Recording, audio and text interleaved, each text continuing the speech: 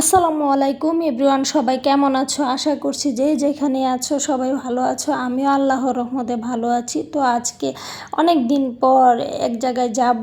তো কোথায় যাব, কী জন্য যাব, কেন যাব, কাদের বাসায় যাব, সবই তোমাদের সাথে একটু একটু শেয়ার করব। আশা করি আমাদের এই পুরো ব্লগটি তোমরা দেখবে এবং আমার ব্লগটি যদি তোমাদের কাছে ভালো লেগে থাকে তবে অবশ্যই লাইক কমেন্ট শেয়ার করে আমার পাশেই থাকবে। তো আমরা মূলত যাব আমার হাজব্যান্ডের বন্ধুর শ্বশুর বাড়িতে।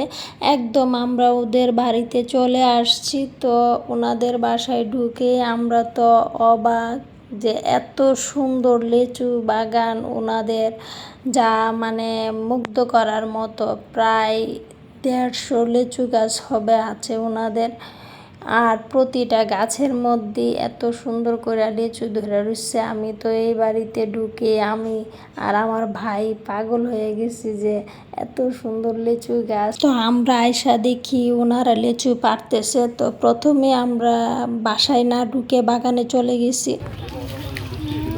তোমাকে অনেক অনেক ধন্যবাদ। অনেক সুন্দর লিচুগুলা। আসলে এখানকার লিচু এত মজা, মানে আমি আর আমার ভাই তো একদম পাগল হয়ে গেছি লিচু গাছ দেখে।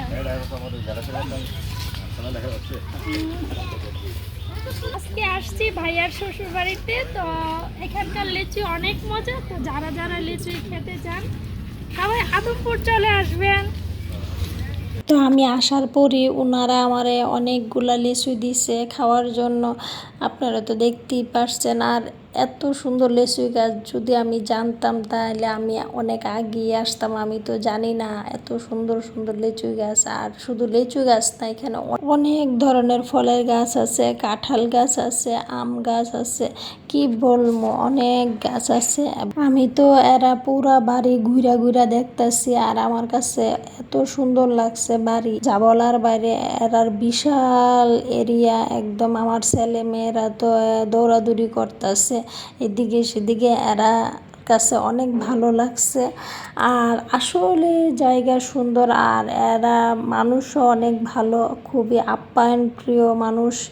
আর এখানে পরে ভাবি আমাদেরকে ডাকতেছে নাস্তা দিয়ে, যে নাস্তা খাওয়ার জন্য। তো ঘরে যায়া দেখি অনেক রকমের ফল মিষ্টি এগুলা দিয়া ভাবি একদম টেবিল ভইরা ফেলছে।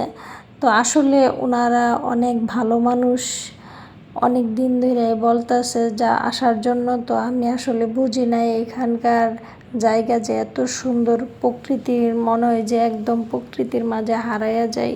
তো আমরা এখান থেকে খাওয়া দাওয়া শেষ করে তো আমরা এখন চলে যাব। তো আসলে মেইন রোড একটু সামনে, তো সেই জন্য একটু হাইটা যাইতে হয়। তো আমি আর আমার মেয়ে রাস্তা দিয়ে হাইটা যাইতেছি। আমার সাথে তো অনেকেই আসছে, তো ওরা তো আর ভিডিওতে আসবে না। তো আমি আর আমার মেয়ে হাঁটতেছি। তো হঠাৎ করে একটা আমর পাইছি গাছ থেকে পড়ছে। তো এই আমটা আবার আমার মেয়ে নিয়ে নিচ্ছে, আমি বলছি নেওয়ার জন্য, এমনিতেই সুন্দর লাগছে তো সেই জন্য। তো অবশেষে আমরা অটো নিয়ে নিছি। তো এখন ব্লগটি এখানের মতো শেষ করলাম। আল্লাহ হাফেজ।